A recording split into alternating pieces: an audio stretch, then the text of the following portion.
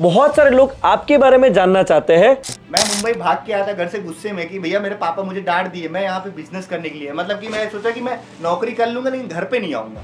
मेरी मम्मी पूछती थी बेटा तुम लोग खाना कहाँ खाते हो, कहाँ रहते हो, कैसा रहता है बेटा, शिप पे लाइट आती है कि नहीं आती, तो मेरे आंख से आंसू आते थे। ये मर्चेंट नेवी या शिपिंग कंपनी ज्वाइन करने की क्या प्रोसेस रहती है, सैलरी ऑन एन एवरेज कितनी रहती है? अमन भाई आपकी क्या पोजीशन है राइट नाउ मक्स के अंदर? अमन भाई है यूपी से लेकिन दिमाग मारवाड़ी और बनिया जैसा चला रहे हैं। ये इंटरनेशनल शिप रहते हैं, तो इंटरनेशनल शिप्स में सपोज अगर आप रशिया गए, यूक्रेन गए, यूएसए गए, तो शिप से नीचे उतर के उन कंट्री घूम सकते हो क्या? आप यहाँ तक आए वो बहुत बड़ी बात है। वो बहुत लोग पूछते भैया कंटेनर में क्या जा रहा है, बहुत लोग पूछते भैया कंटेनर में ये कंटेनर कैसा है। आप एमएससी का नाम लिया तो मेरे को ना आपकी एक वीडियो याद आई कि ये तो माफिया लोग हैं। माफिया लोग कहीं भी घुस जाते हैं। ये देखो हम लोग सुकून से खड़े थे, ये लोग देखो 400 मीटर का जहाज है भाई, ये देखो। अमन भाई मैंने आपके ना एक्सपोर्ट और इम्पोर्ट के बारे में बहुत वीडियो देखी है, एक्सपोर्ट इम्पोर्ट के बारे में आपका क्या व्यू पॉइंट है? सो आज हम एक होटल रूम में नहीं बैठे हैं, एक शिप के अंदर बैठे हैं। शिप के अंदर एक ही रूम है, हमको ऐसा लग रहा है कि कहीं हम होटल रूम में जाके बैठे हुए हैं। आज हम एक ऐसे पर्सनालिटी से मिलने वाले हैं जिन्होंने करोड़ों करोड़ों लोगों को जोड़ा है अपने सोशल मीडिया के माध्यम से, इंपोर्ट एंड एक्सपोर्ट इंडस्ट्री के अंदर, शिपिंग इंडस्ट्री के अंदर, मरीन इंडस्ट्री के अंदर। मैं बात कर रहा हूं अमन सिंह ठाकुर की। सो अमन जी वेलकम है सबसे पहले तो आपका हमारे यूट्यूब चैनल के ऊपर, and thank you so much Aman ji, आपने जो है हमको टाइम दिया मिलने का आपसे और बातचीत करने का, क्योंकि बहुत सारे लोग आपके बारे में जानना चाहते हैं कि आप कहाँ से हो, कैसे आपने इतना ज़्यादा पॉपुलैरिटी हासिल की, मर्चेंट नेवी क्या होती है, बहुत सारी चीज़ें। तो मैं आपसे बातचीत करना चाहूँगा इसके बारे में। सो सबसे पहले तो अमन भाई कैसे हो? बस भैया ठीक है, थैंक यू आप मुझसे मिलने आए, क्योंकि भैया शिप पे आने बहुत बड़ी बात है, क्योंकि यहाँ पे कस्टम इमिग्रेशन दुनिया भर का सब चलता रहता है, एजेंट का काम। आप यहाँ तक आए वो बहुत बड़ी बात है, वो भी गुजरात पोर्ट में तो स्पेशली कोई नहीं आ पाता है, मैंने जहाँ तक सुना है, मेरे कैप्टन ने भी बताया। लेकिन आप यहाँ तक आए, आपका मतलब, इसका मतलब आपका बहुत ऊपर तक है, तभी आप ना ना ना ना अमन भाई, ये तो भगवान की कृपा चाहिए। ऐसे मेरे शिप के कैप्टन ने बोला कि यहाँ पे कोई नहीं आ पाता अंटिल कैप्टन की फैमिली नहीं आ पाई। ना तो ना आप आए तो इसका मतलब आपका धन्यवाद भैया, आप यहाँ ये तो भगवान की कृपा है और आपने भी थोड़ा सपोर्ट किया मिलने के लिए। सो अमन भाई सबसे पहले तो मैं आपसे यही पूछना चाहूंगा, कैसा लग रहा है सोशल मीडिया पे ट्रेंड करके, धूम मचा के? यार भैया देखिए, सबसे पहली बात बता दूं, मैं सोशल मीडिया पे पहले मैं वीडियोस बनाता था 1-1.5 साल पहले से, लेकिन पब्लिक में पता है मैं मतलब नॉर्मल पार्टीज ये सब दिखाता था, तो मतलब पब्लिक बार बार वही दिखाऊंगा तो पब्लिक बोर हो जाती थी। तो मैंने थोड़ा सा ट्रेंड चेंज किया, क्योंकि पब्लिक मुझसे बहुत सारी, कभी कभी मेरे घर पे मम्मी पूछती थी बेटा पानी शिप के अंदर चलती है, तो मैं बोलता था नहीं मम्मी पानी शिप तो ऊपर चलती है। मेरी मम्मी पूछती थी बेटा तुम लोग खाना कहाँ खाते हो, कहाँ रहते हो, कैसा रहता है बेटा, शिप पे लाइट आती है कि नहीं आती, तुम लोग अंधेरे में तो नहीं रहते। तो मैं ये सब दिमाग मेरे क्वेश्चन में मतलब माइंड में था, लेकिन मैं शिप पे भी आया, मेरे को काफी लोगों ने मतलब पूछा, तो मेरे दिमाग में आया कि अगर मैं सबको यही दिखाऊं कि भैया शिप पे लाइफ अच्छी होती है, मेहनत होता है, बट लाइफ आपको कोई यहाँ पे कमी नहीं रहेगी, जैसा आपको मतलब कि आपको खाना से लेके रहना पीना सब आपका अच्छा होगा। आपको यहाँ पे लाइट मिलती है, नेट मिलता है। पहले के जमाने के इंटरनेट भी कम रहता था, लेकिन अब तो इंटरनेट भी काफी अच्छा हो गया हमारे शिपों पे। जैसा कि आप देख सकते हैं 24 घंटा अनलिमिटेड है, बल्कि मैं घर पे रहता हूँ 2 GB चलाता हूँ, शिप पे आता तो मेरा एक दिन में 10 GB जाता है। तो काफी आपके अच्छा तो वीडियोस भी बहुत आते हैं, 2-2 3-3 आ जाते हैं। बस भैया मैं बता रहा हूँ कि मैं डेली मतलब कि मैं मतलब जो भी बंदे मुझसे क्वेश्चन पूछते हैं, मैं डेली 2 बंदों का रिप्लाई देता हूँ। ऐसे कमेंट्स कोई भी करता है मैं उनका रिप्लाई देता हूँ, क्योंकि कोई भी डप रहेगा। बहुत लोग पूछते भैया कंटेनर में क्या जा रहा है, बहुत लोग पूछते भैया कंटेनर में ये कंटेनर कैसा है, मतलब आइसक्रीम भेज रहे हैं तो कहाँ भेज रहे हैं, जेसीबी जा रही है कैसी जा रही, तो मैं उनको दिखाता हूँ भैया सब कंटेनर, टाइप्स ऑफ कंटेनर है, कोई ओपन कंटेनर है, कोई फ्लैट कंटेनर है, कोई अपना बंद कंटेनर, कोई रिफर कंटेनर है, कोई IMDG कंटेनर है। तो मतलब टाइप्स ऑफ, मतलब लोगों के दिमाग में हाँ है। अभी बहुत पब्लिक पूछती है भैया आप शिप पे खाना कहाँ खाते हो, मैंने वो दिखाया। शिप पे इंटरनेट कैसे चलाते हो, मैंने वो दिखाया। पब्लिक पूछती है भैया आप लोग कहाँ बाथरूम करते हैं, भैया लोग कहाँ रहते हैं, हर एक चीज हम लोग दिखाते हैं, ताकि मैं कभी घर पे जाऊँ मुझसे कोई बंदा पूछे ना, उसके पहले बंदे जानते रहे कि हाँ शिप पे मतलब ऐसा शिप ऐसा होता है। नहीं तो बहुत लोग सोचते हैं कि शिप मतलब छोटा मछली बोट, तो मतलब एक मछली बोट नहीं है, बड़ी जहाज मछली है। बोट में नहीं, आप बड़े से देखिए यार, जहाज में काम कर रहे हैं। मैंने यहाँ की इसके पहले जो मैंने शिप किया था वो 250 मीटर मतलब 350-400 मीटर। आप जानते हैं कि मस्क के पास मतलब काफी शिपें हैं, 708 शिप है मस्क के पास। तो Musk one of the best है, अभी मतलब MSC नंबर 1 पे है, बट अभी मस्क थोड़ा डाउन हुआ है। लेकिन इनके पास भी काफी शिप है, इनका भी स्टैंडर्ड काफी हाई है, मतलब इनके वेल मतलब कि सब कुछ शिप पे अच्छा रहता है, प्रॉपर रहता है, तो मतलब सब अच्छा ही रहता है यहाँ पे शिप पे। बाकी सब लाइफ तो ठीक ही रहती है। बाकी सोशल मीडिया पे धीरे धीरे पब्लिक ने मतलब प्यार दिया, तो पब्लिक में मतलब जब मैं पब्लिक का क्वेश्चन का रिप्लाई देना चालू किया तो पब्लिक ने भी काफी प्यार दिया। आप मानेंगे नहीं, अंटिल 20 दिन में, लास्ट के 20 दिन में मेरे कम से कम 4.5 लाख फॉलोअर्स बढ़े। ग्रेट, एक्चुअली मैंने देखा ये मतलब बहुत ही ज्यादा तेजी से आपने किया। तो अभी तो आई थिंक आपको हर जगह जाते होंगे, तो गांव में इवन शिपिंग कंपनीज, जो आपकी दूसरी कंपटीशन शिपिंग कंपनीज होगी, क्रू मेंबर्स होंगे, उसमें सब में पॉपुलर, सबसे ज्यादा पॉपुलर आई थिंक अमन भाई आप ही हो। अरे भैया बस अभी कुछ नहीं, ज्यादा नहीं, 8-10 हजार और फॉलोअर्स हो जाएंगे, फिर नंबर 1 ही आ जाऊंगा। उसके बाद बता दो, मेरे को ऑलरेडी मस्क ने अप्रोच कर दिया है। मेरे को मस्क मेरी वीडियोस देखती है। मस्क मेरे को प्रॉपर मेल की थी कि अमन आप मतलब कुछ ऐसी वीडियोस बनाइए जो कि हम लोग अपने कॉलेजेस में जहाँ पे ट्रेनिंग होती है वहाँ पे हम लोग शेयर करें। उसके बाद फिर बता दूं, मैं गाँव में जब अभी जाता था, जब मेरे 80,000 फॉलोअर्स थे, तब मेरे को पब्लिक इतना प्यार करती थी। मैं अकेडमी में जाता था तब भी मेरे को बंदे आके ढूंढते थे कि अमन भैया है। अभी तो मैं मतलब काफी अच्छा नाम बना, लेकिन मैं ये है कि भाई जो भी मिलता है उनके रिस्पेक्ट से बात करना, किसी को मतलब कुछ फालतू नहीं बोलना, ये सब ध्यान देते हैं। बिल्कुल, देखो अगर आपको कोई मान रहा है तो आप उसको रिस्पेक्ट देंगे, तभी वो आपको आगे भी प्यार करेगा। अभी आपको वो मान रहा है, आप आ रहे हट ऐसे कर दो, ना नहीं चलता है। ठीक है, पब्लिक अपने देखो शिप पे काम कर रहे हैं, शिप पे काम कर रहा हूँ, उसमें मैं फ्री टाइम निकाल के अपना वीडियोस बना के पब्लिक को दिखाता हूँ। उसमें जो पब्लिक प्यार कर रही है तो वो अलग चीज हो जाता है। शिप पे काम मतलब काम करना ठीक है, काम सब कर रहे हैं शिप पे। आप मानेंगे नहीं, इंडिया में 1.5 लाख सीफेरर हैं। 1.5 लाख सीफेरर में से अगर आप नंबर 1 में आ रहे हैं, अगर आप कितने फॉलोअर्स बढ़ रहे हैं, कितने लोग अच्छे हैं जिनके 4.5 लाख फॉलोअर्स थे, मैं सोचता था कि उनको मैं कभी पीछे नहीं कर पाऊंगा, लेकिन आज नंबर 1 पे आने वाला हूं। 110% मेरे को लग रहा है ये पॉडकास्ट जब रिलीज होगा उससे पहले आप नंबर 1 पे आ चुके होंगे। नंबर 1 पे कल ही आ जाऊंगा, क्या तो पहले तो एडवांस में कांग्रेचुलेशन अमन भाई, उसके लिए बहुत बहुत। सो अमन भाई, थोड़ा आपके बारे में बताइए कि आप कहाँ से बिलोंग करते हो एंड आपकी फैमिली के बारे में थोड़ा सा।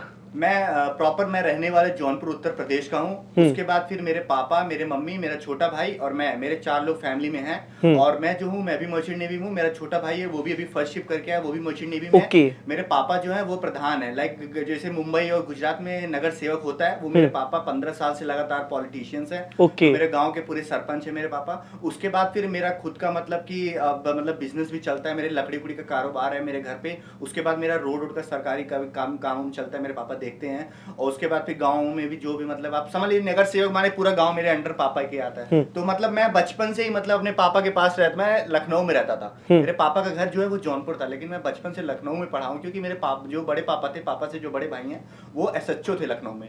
तो मैं उनके साथ लगभग 10 साल पढ़ा हूँ। 10 साल पढ़ा। उसके बाद फिर मैं, जब मेरे पापा कुछ टाइम के लिए थोड़ा सा प्रॉब्लम हुआ, उसके बाद फिर मैं घर पे आ गया। तो उसके बाद फिर क्या हुआ, फिर मैं गाँव में आया, तो फिर जैसे रहता नहीं है, जब 17-18 साल के आप रहो, कोई पापा मम्मी कुछ डांट दे तो अरे भैया आपने घर पे नहीं रहना है। तो मैं उस समय मेरे को थोड़ा लगा कि नहीं यार, पापा मेरे को बार बार डांट रहे। तब फिर मेरे को मर्चेंट नेवी के बारे में कुछ नहीं पता है। तो मेरे गांव में बहुत लोग सब थे, फिटर थे, ये थे, मुझे ये उनसे मैं पूछता भी नहीं था। बट इतना जानता था कि हाँ, ये लोग मर्चेंट नेवी, लोग अमेरिका, US, ऑस्ट्रेलिया घूमते हैं, बस ये था। उसके बाद फिर मैं आया, जब मुंबई में सडनली मैं आता हूँ, तो मेरे गांव में 2-3 लोग रहते हैं। वो लोग मतलब आइस क्यूब बर्फ का काम करते थे। उनके पास रहता हूँ, उनके पास सोता हूँ। मैं एक चौल में रहता था, तो फिर चौल में रहता था। फिर वहाँ पे मतलब कि नॉर्मल लोगों के साथ सब खाता पीता था, सब कुछ आता था। फिर वहाँ पे दिन भर खाना नहीं बनता था, रात में 11 बजे खाना बनता था। वो भी छोटा सा रूम, उसमें 4 लोग सो रहे हैं, वहीं पे बाथरूम भी करना है। सुबह 5 बजे पानी आता था, 5:30 बजे पानी कट जाता था। वहाँ पे हम लोग रहते थे, दिन भर हम लोग बोरी उठा के 20-20, 25-25 किलो मतलब बाहर और में ले जाके आइस देते थे। मुंबई पढ़ने गए थे? मैं मुंबई भाग के आया था घर से गुस्से में कि भैया मेरे पापा मुझे डांट दिए, मैं यहाँ पे बिजनेस करने के लिए, मतलब कि मैं सोचा कि मैं नौकरी कर लूंगा लेकिन घर पे नहीं आऊंगा।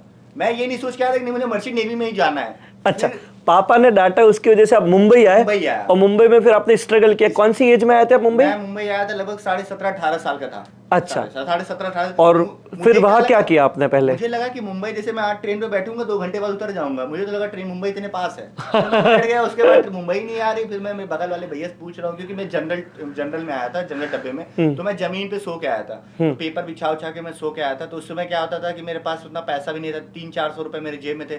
तो फिर मैं ऐसे मतलब जमीन पे जब बिछा गया, रात में हम लोग सतना क्रॉसिंग कर रहे थे। तो उसके बाद सडनली क्या होता है, वो पाइप वही बाथरूम का टूट जाता है, उसमें भी धक्का धुक्का दे के कैसे भी करके, तब मेरे आंख से आंसू आते थे। मैं सोचता था कि यार, मैं एक बार बुरा भी लगा, फिर ये भी लगा कि नहीं मुझे घर पे नहीं जाना है, मैं कुछ भी कर लूंगा। फिर मैं वहां से फिर आया, फिर मैं मुंबई की लाइफ देखा, मैंने देखा यार स्ट्रगल है। तो फिर मैं ऐसे सडनली BP मरीन एकेडमी, जहाँ से मैंने पढ़ाई किया है, मैं वहां से ऐसे क्रॉसिंग करता हूँ। तो मैं बाहर, वहाँ पे बार बहुत है, BP मरीन सेक्टर 15 में। तो मैं ऐसे मतलब बाहर में आइस देख, यार 3 बच्चे मतलब हाफ यूनिफॉर्म पहन के खड़े थे। तो मैं उनके पास जाता हूँ, मैं बोलता हूँ भैया आप लोग कौन सी पढ़ाई किए थे? तो बोलते हैं कि वो मतलब मैं देखे, तो मैं स्लीपर पहना था, स्लीपर भी टूटा हुआ था मेरा, उसमें मैंने कपड़ा वपड़ा बांध के रखा था, हाफ चड्डा हाफ टी शर्ट। फिर मैं गया तो मैं बोला कि भैया आप मतलब कि कौन सी पढ़ाई करते हैं, तो उन्होंने मतलब इग्नोर किया, बोला हट हट हट यार। तो क्योंकि थोड़ा सा आदमी पागल ओगल भी हो सकता है, हाँ, क्या आके एकदम से पूछ रहा है, कपड़ा भी भीगा था। तो उसके बाद गर्मी का टाइम था, तो उसके बाद फिर मैं हट जाता हूँ। फिर मैं 2-3 दिन बाद फिर मुझे 2 बंदे मिलते हैं उधर ही, मैं बार और में मतलब आइस दे के आता हूँ। फिर मुझे बंदे मिलते हैं, फिर मैं उनके पास जाता हूँ, मैं बोलता हूँ भैया आप लोग कौन सा काम करते हैं?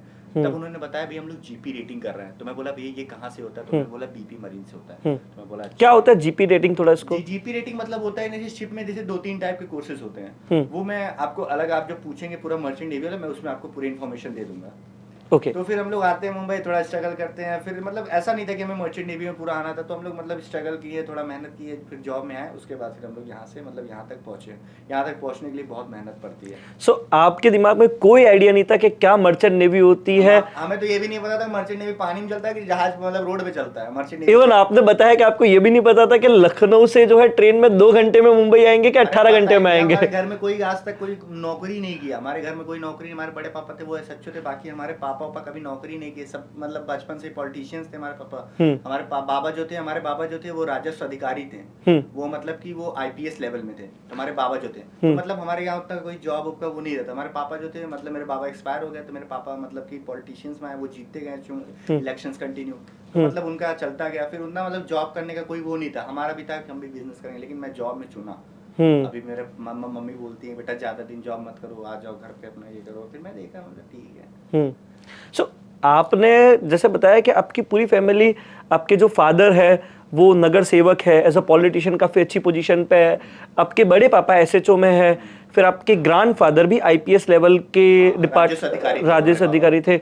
सो पूरा वो बैकग्राउंड होने के बावजूद आपको ऐसा नहीं लगा कि अगर चलो मैं मुंबई आ भी गया लेकिन मैं इसी चीज़ की पढ़ाई करूँ, गवर्नमेंट ऑफिस की या गवर्नमेंट जॉब के लिए? गवर्नमेंट ऑफिस की बात बिल्कुल आपने वो सही बोला, मैं आपकी बात से एग्री हूँ। मैं 10th पास किया, उसके बाद में 11th-12th में जब मैं आया ना, 12th मैंने पढ़ाई पूरी नहीं की। मैं वहां से निकल, मैं छोड़ दिया पढ़ाई। फिर मैं पढ़ाई छोड़ देता हूँ, मुझे लगा अरे यार क्या यार, पापा डांट दिए, फिर मेरा दिमाग हट गया, फिर मैं हट जाता हूँ। फिर उसके बाद फिर मेरे को थोड़ा सा मतलब लगा, फिर मैं आया यहाँ पे, मैंने कोर्स किया। पापा ने ऐसा बात नहीं है, पैसे में कोर्स लगा, मतलब कोर्स करने में पैसा लगता है, सब कुछ लगा, मैंने किया जॉब में। हाँ तब तक सब ठीक था। तो उसके बाद फिर मैंने जॉब किया। पापा लोग मना किए कि क्यों कर रहा है ये सब वो सब, लेकिन मैं बोला नहीं पापा करने। अभी मेरा छोटा भाई भी शिप पे है, ओके, वो साइन ऑफ करके अभी घर आया वो भी है। क्योंकि मैं जब किया तो भाई को भी लगा करना चाहिए। मैं बोला नहीं भाई आप मत करो, आपको थोड़ा सा कुछ बिजनेस करवा दे। बोला नहीं भाई हम भी शिप पे कर लें। मैं बोला ठीक है कर लो। अभी वो 12 महीने बाद साइन ऑफ करके अभी घर आया। इस पर मुंबई में गया था पोर्ट पे, तो मुझसे मिलने आया था। उसने मुझे 15+ फोन गिफ्ट दिया। ओके, क्योंकि मेरा फोन टूट गया था। देखा हमने। सो वो भी मक्स में ही लगे? नहीं अभी वो मस्क में नहीं है, अभी वो सिनर्जी में है। ओके, ग्रेट अमन भाई। ये मर्चेंट नेवी या शिपिंग कंपनी ज्वाइन करने की क्या प्रोसेस रहती है? देखिए मर्चेंट नेवी आप देखिए मैं बता रहा हूँ कि जैसे मर्चेंट नेवी में ज्वाइन करने के 3 तरीके होते हैं। एक तो देखिए आपका जीपी रेटिंग होता है, एक तो आपका होता है कैडेट कोर्स होता है, एक तो गैली। 3 डिपार्टमेंट है, डेक डिपार्टमेंट, इंजन डिपार्टमेंट, गैली डिपार्टमेंट। डेक में जो होता है वो आपका होता है, एक तो आप कैडेटशिप कर सकते हैं जैसे बीएससी होता है और डीएनएस होता है, और आपको मतलब आप जीपी रेटिंग से भी कर सकते हैं। जीपी रेटिंग के लिए क्या होता है, आपको मतलब कि नॉर्मल में आपको 10th पास सर्टिफिकेट चाहिए रहता है, ये सब चाहिए रहता है। उसके बाद फिर आपको अगर कैडेटशिप करना है तो आपको 12th पास होना चाहिए। उसके बाद पीसीएम मतलब फिजिक्स केमिस्ट्री मैथ आपके होने चाहिए 60% अबव होने चाहिए। उसके बाद अगर आपको मतलब कि आप डीएनएस करें, बीएससी करें, उसके लिए आईएमयू सेट का एग्जाम होता है। वो आपको आप जब एग्जाम देंगे तो आपको एक रैंकिंग आती है, ऑल इंडिया रैंकिंग आती है। उसमें फिर आपकी जो मतलब जॉब होगी आपको स्पॉन्सर्ड करती है कंपनियां। इट्स लाइक मस्क स्पॉन्सर करती है एमेट यूनिवर्सिटी जो है उसका कोलैब है मस्क में, ठीक है। तोलानी को भी मस्क मतलब स्पॉन्सर करती है। तो ये लोग मतलब कि हर एक चीज का वो होता है। आप जैसे मान लीजिए आपने जीपी रेटिंग किया, तो जीपी रेटिंग में क्या होता है, टीएस चाणक्य हो गया, कई मतलब ग्रेट ईस्टर्न हो गए, कई कॉलेज ऐसे जो स्पॉन्सर करते हैं। अब जैसे मुझे उस टाइम उतना पता था नहीं, तो उसके बाद फिर क्या होता है, तो मैं भी अपना मतलब कि आ गया। तो मैं पहली बार जब ज्वाइनिंग किया था, मैंने झूठ नहीं बोलूंगा, मैं एजेंट से आया था। मैंने एजेंट को थोड़ा पैसा दिया, उसके बाद मेरी ज्वाइनिंग मिली। मैं स्टार्टिंग के 2 शिफ्ट मैंने सीरियन लोगों के साथ काम किया, क्योंकि वहाँ पे खाने के लिए कुछ मतलब कि मेरे को खपूस मिलता था। उसके बाद फिर ऐसे मतलब कि गाय भैंस ये सब रहता था, लेकिन मैं नॉनवेज उतना नहीं खाता था। हमारे यहाँ तो उतना कोई खाता नहीं। तो फिर मैं ऐसे जैम लगा के कुछ भी बटर वटर लगा के खाता था। खपूस वो भी रेडीमेड रोटी आती है। अच्छा, अरब साइड में ऐसा ही, वो उसको खपूस बोलते हैं। तो हम लोग वही मतलब खाते थे। मैंने स्टार्टिंग की 3 सेलिंग वही की है। फिर मैंने सिनर्जी में आया, फिर मैं सिनर्जी में 2 सेलिंग किया था। उसके बाद फिर मैं मर्स्क में आया, फिर मेरे को मर्स्क के मतलब कॉल आया कि भैया अमन आप मतलब कि मैंने अप्लाई किया, फिर मेरे को मर्स्क में कॉल आया। देखिए आप अगर आपको कोई मर्चेंट नेवी का कोर्स करना है, सबसे पहली बात बता दूं आपको तीन डिपार्टमेंट है। जैसे मान लिया आपको बताया ना गैली डिपार्टमेंट, उसमें आपका होता है जैसे ट्रेनी जीएस होता है, फिर सेकंड कुक होता है, फिर आपका चीफ कुक होता है। अभी आप इंजन रूम में आएंगे तो आप सबसे पहले इंजन रूम में भी कई डिपार्टमेंट है। आप मान लीजिए जैसे आप जीपी रेटिंग किया तो आपको सबसे पहले ट्रेनी वाइपर, फिर मोटरमैन, उसके बाद फिर अगर आप एग्जाम दे रहे हैं, अगर आपको एग्जाम देना है 36 मंथ तक, अगर आप मान लो सी टाइम कंप्लीट है तो आप एग्जाम भी दे सकते हैं। आपको इंडिया में देना है चाहे यूके में देना है, बट पब्लिक यूके में ज़्यादा देती है क्योंकि वहाँ पे थोड़ा सा मतलब सही हो जाता है। इंडिया में काफ़ी टफ एग्जाम होता है।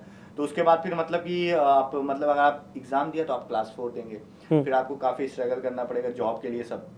उसके बाद मान लिया आपने अगर वहाँ पे आपने अगर मान लिया मरीन इंजीनियरिंग का कोर्स किया तो आपने मान लीजिए आप यहाँ से आए मतलब कि स्पॉन्सर्ड होना चाहिए आपके पास, क्योंकि आप आजकल क्या है ना, आजकल शिपों पे ना लोग बहुत कम हो रहे हैं। शिप पे कम हो रहे लोग, कम हो रहे हैं क्योंकि अभी पता है अभी हमारे शिप पे जैसे क्या रहता है, अभी हमारे शिप पे देखिए इंजन कैडेट होना चाहिए, नहीं है।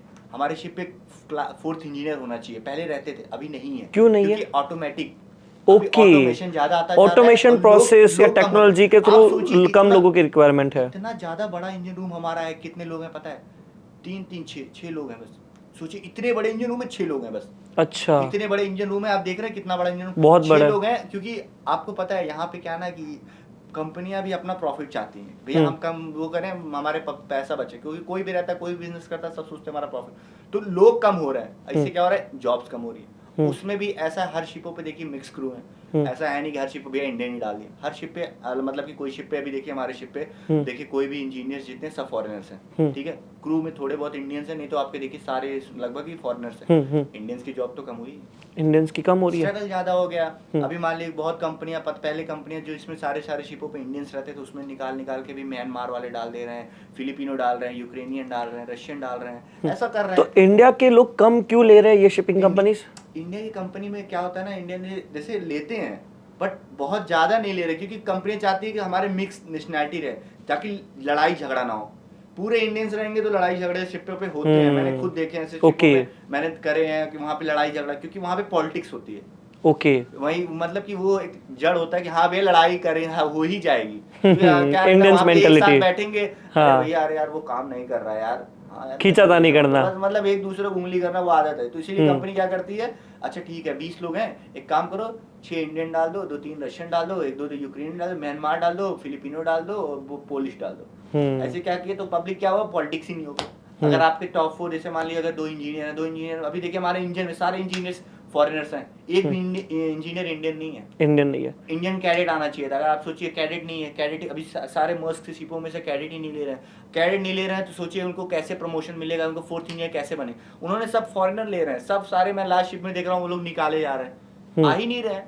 मैं लास्ट शिप में देखा मर्स्क में नहीं थे, इसमें भी देखा इसमें भी नहीं है बंदे काम कर रहे हैं, जो भी है कंपनी सोचिए। तो अपनी शिप पे कितने इंडियंस है? जैसे आप अभी इस शिप पे ये सिंगापुर, जैसे मर्स्क में 3 फ्लैग होते हैं, एक सिंगापुर होता है, एक हांगकांग होता है, एक डेनमार्क होता है। तो डेनमार्क में तो मैक्सिमम आपको 2-3 इंडियंस मिलेंगे शिप पे। हांगकांग में आपको मिल जाएंगे लगभग 20-22 आदमी रहेंगे, तो उसमें मान लीजिए आपको लगभग 7-8 मिल जाएंगे। अभी हमारे शिप पे बता रहा हूँ, क्रू मतलब टोटल मतलब 20-21 आदमी जितने भी हैं, उसमें लगभग 9-10 आदमी, 9 इस पे तो ज्यादा है, 9-10 है, बाकी इसमें तो 9-10 है इंडियंस है, बाकी सारे फॉरेनर्स हैं।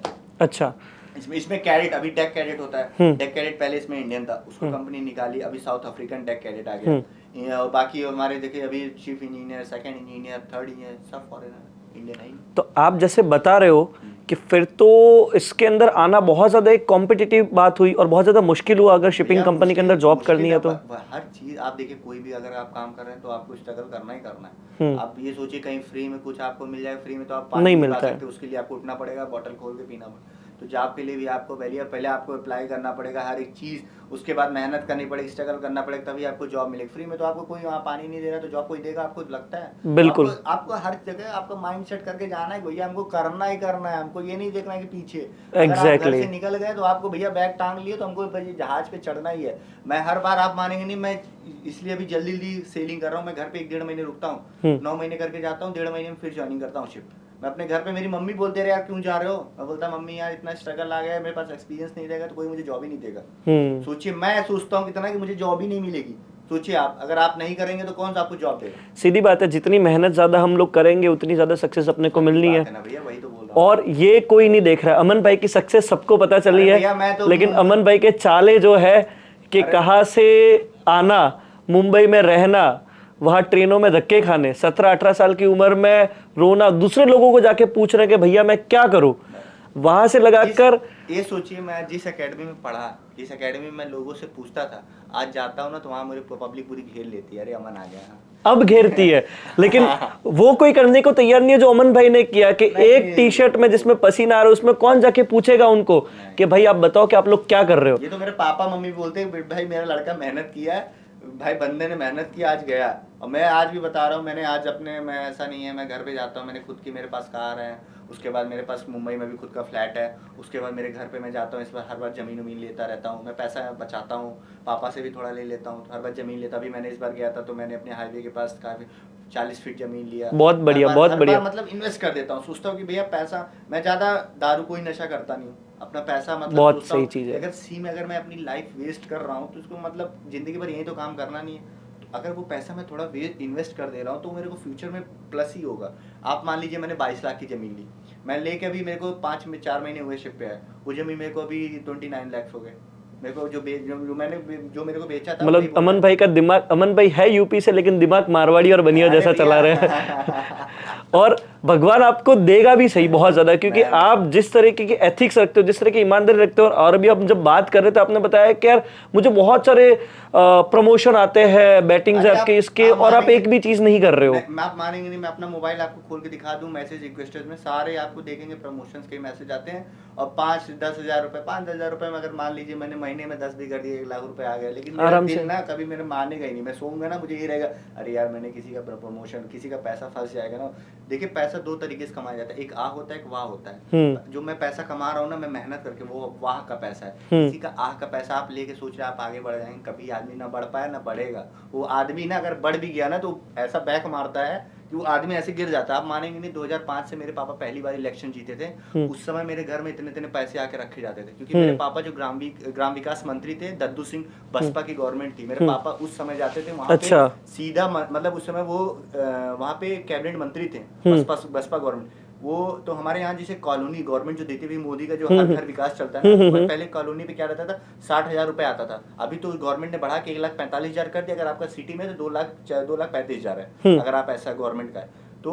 उस समय मैं बता रहा हूँ 60,000 रुपए अगर मेरे पापा पर आदमी सिर्फ 10,000 लेते, उस समय 2005 में 10,000 की वैल्यू आप जानते हैं बहुत। मेरे गांव में मैं बता रहा हूँ, मेरे गांव में आप किसी के यहाँ भी जाएंगे, सबके घर पे मेरे पापा ऐसे, अगर मेरे पापा कहीं बैठ गए ना तो पब्लिक में जाता हूँ ना तो मेरे अच्छी दादी लोग मेरे पापा के लिए रोती है कि बेटा तुम्हारे पापा नहीं रहेंगे तो हम लोग क्या करेंगे। क्योंकि मेरे यहाँ कोई भी शादी होती, कुछ भी होता है, हमारे पापा सबकी हेल्प करते हैं। मैं अभी घर जाता हूँ, मेरे एक मैम थी, मेरे पढ़ाई थी, तो मैं ऐसे क्या था, सडनली से बैठा हुआ था, उनकी शादी पड़ी, तो काफ़ी गरीब थी, हमें पढ़ाई थी बट थोड़ा स्कूल में।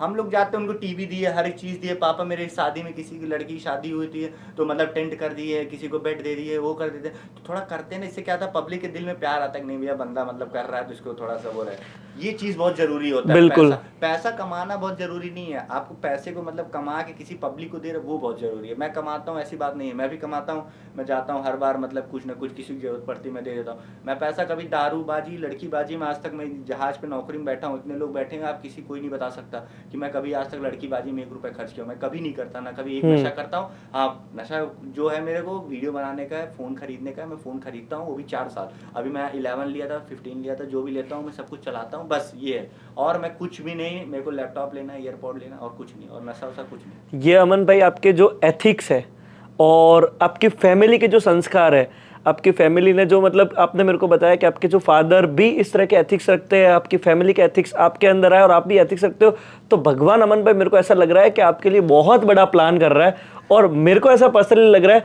मैं और अपने साथ जो देवराज भाई है जो अपने पॉडकास्ट देख रहे हैं, अभी हम अभी बात कर रहे थे तो वो बोल रहे थे कि यार अमन भाई बहुत आगे जाने वाला है।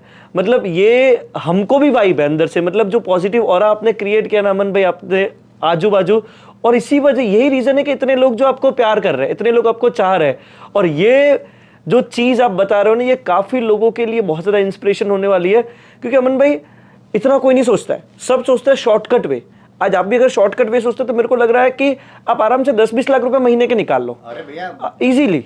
अरे मैं बता रहा हूँ 2005 में 10,000 रुपए पर कॉलोनी, उसके बाद सड़क गांव की जितनी भी बनती थी सब मेरे पापा ने पूरे गवर्नमेंट के स्कूल बनवाए, सबका टेंडर मेरे पापा लेते थे। गांव में जितनी लाइट्स लगी, आप स्कूल में आएंगे प्रॉपर दिखाऊंगा, हर गेट पे मेरे पापा का स्कूल में नाम लिखा है। लेकिन मेरे पापा कभी भी 1 रुपया आप देखेंगे ना, मेरे पापा हुंडा सिटी से चलते हैं। मैं बल्कि आता हूँ, अरे पापा हटो यार स्कॉर्पियो लूंगा, मैं बोलता पापा भी हम थार रॉक्स लेंगे। मेरे पापा बोलते बेटा ले लो मत यार पैसा, क्योंकि जितना भगवान दे रहा है नॉर्मल रहो, कभी दिखावे चक्कर मत पड़ो। एग्जैक्टली ये दिखावा, ये सोशल मीडिया का दिखावा मार देता है। और आजकल सोशल मीडिया में बहुत दिखावा होता है और आपसे लोग इसलिए इंस्पायर होते हैं अमन भाई कि कोई भी दिखावा नहीं है आपका, जो भी है रियल है। भाई मैं ऐसा व्यक्ति हूँ, आपके क्वेश्चन से मैं आपको दिखाता हूँ मैं ऐसा हूँ, और ऐसे ही रहने में फायदा है अमन भाई। मैं आपको चीज बताता हूँ, मैं अपने फोन से वीडियोस बनाता हूँ, मेरे को काफी शिप के कैप्टन्स मैसेज किए, अमन आप कौन सा फोन यूज करते हो?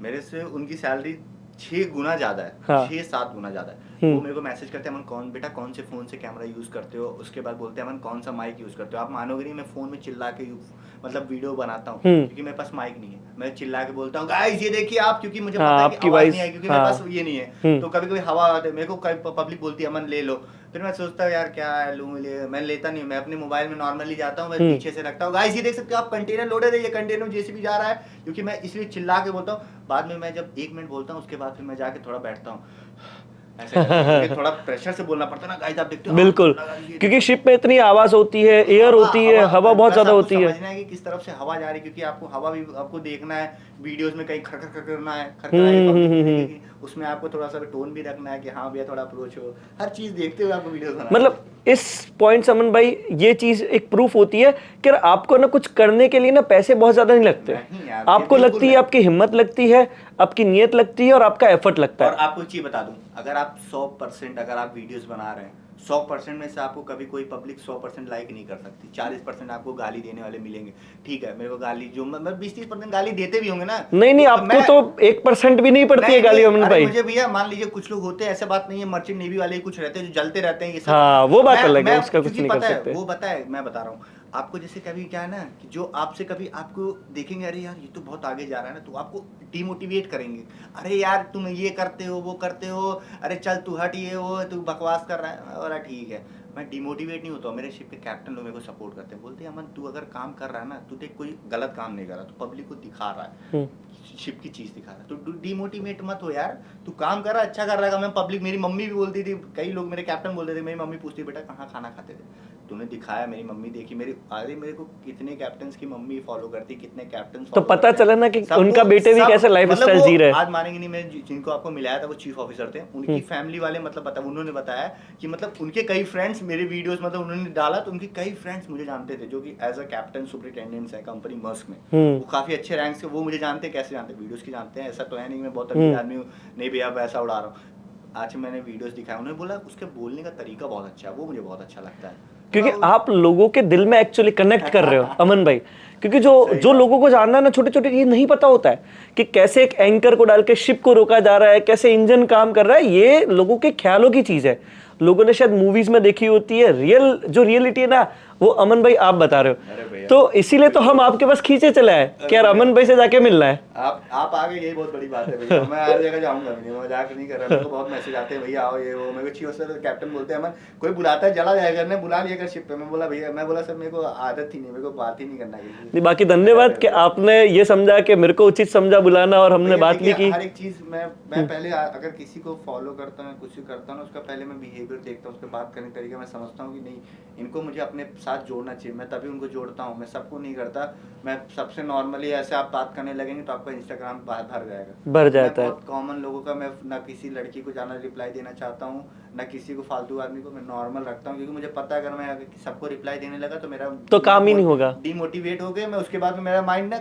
वो डाइवर्ट हो जाएगा, नहीं भैया करना मुझे वीडियो बनाना है तो वहाँ लड़की से बात कर रहा हूँ, ये नहीं करना मुझे 10 लोगों को रखना है, 10 लोग मेरे खास हैं, उनसे मुझे बात करनी है, उनकी मुझे टेंशन लेनी है, दुनिया की टेंशन नहीं, दुनिया की टेंशन लेंगे ठीक है, हाँ दुनिया की टेंशन लो, जो पूछे वो बताओ, लेकिन आप सबसे आप प्रॉपर मतलब सोचिए कि मैं पर्सनल सबसे बात करूं, वो तो नहीं हो सकता। डेली अब आप आधे घंटे में मेरे को को कम से कम 100 मैसेज आ रहे हैं, 100 मैसेज आप रिप्लाई दे पाएंगे एक दिन में? आप दे भी दिए तो आप अगर दूसरा क्वेश्चन दूसरे 100 मैसेज आ जाएंगे, वो वापस उनके रिप्लाई के आंसर। इसलिए मैं वीडियो से देता हूँ, आपको जो भी कोई डाउट है आप वीडियो से पूछो, मैं आपको सब बताऊंगा। सो आप अपने एकदम कर्म पे फोकस कर रहे हो, फुल फोकस के साथ काम कर रहे हो ही नहीं सकते क्योंकि हम हनुमान जी के भक्त हैं, हमें कुछ डाइवर्ट होने वाला है ही नहीं। मेरे घर पे मंदिर है, मैं जाता हूँ सुबह मंगलवार शनिवार मंदिर धो के पूजा करता हूँ। हमें कोई वही नहीं है कि नहीं भैया हमारे सामने लड़की भी आ जाएगी ना तब भी हमको कोई फर्क ही नहीं है, हमें जो काम करना है वही काम करना है। अगर आप लड़की पे दिमाग दे दिए फिर आप कभी आगे जा ही नहीं सकते। बिल्कुल, उस बात पे तो जय श्री राम अमन भाई आपको। भैया भैया वो तो पहले बोल रहा है जय श्री राम, वो तो मेन है, हमारा टॉपिक ही वही है। हमारे घर पे सब ऐसे बोलते ही है सर,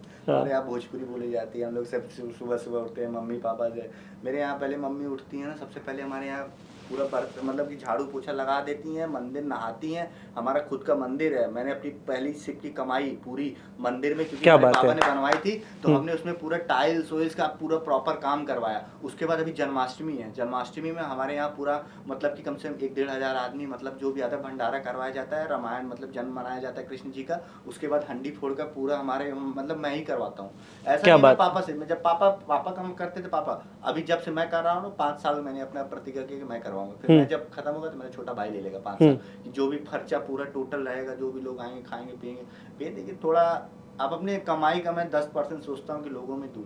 मतलब अमन भाई स्पिरिचुअल पावर को भी साथ में लेके चल रहे हैं, ये बहुत सही चीज है क्योंकि बहुत कम लोग इस चीज को समझते हैं, और जो इस चीज को समझते हैं ना वो बहुत आगे तक जाते हैं। वो तो अपना मेन है। अगर मैं अपनी भी बात करूं अमन भाई, तो मेरी पहली सैलरी 10,000 थी, ठीक है, और मैंने बहुत इनिशियल लेवल पे जैसे कि सेकंड ईयर के अंदर मैंने एक अर्निंग शुरू करना की थी। पहली सैलरी 10,000 थी, मैंने 10 के 10,000, ये नॉर्मली बताने की बात नहीं है, लेकिन कुछ अगर लोगों को अच्छी चीज़ है तो शायद बतानी चाहिए।